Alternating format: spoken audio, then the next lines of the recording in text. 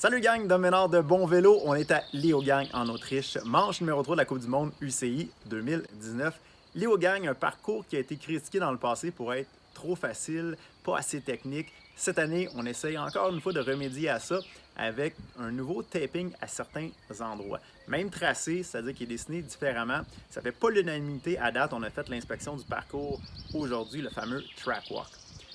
Il y a quelques sections qu'on va reconnaître. D'ailleurs, vous avez le départ ici qui est le départ qu'on a vu l'année passée. Le saut a été quelque peu changé. On a un virage à droite, off-camber dans le gazon par la suite. Jusque-là, ça va.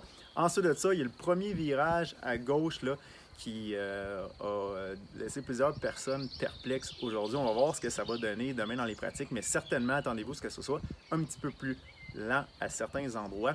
Les coureurs, beaucoup s'interrogeaient sur la décision d'avoir tapé certaines de ces sections-là. C'est un mix, hein? Vous avez le bike park qui est là, la Coupe du Monde, le tracé habituel, puis on a essayé à travers ça de faire un taping différent. Ensuite de ça, pour ce qui est des sections, il y a deux nouvelles sections.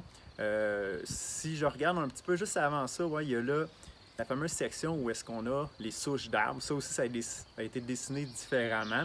Si bien qu'on se trouve avec très peu de vitesse en sortie pour le fameux Motorway.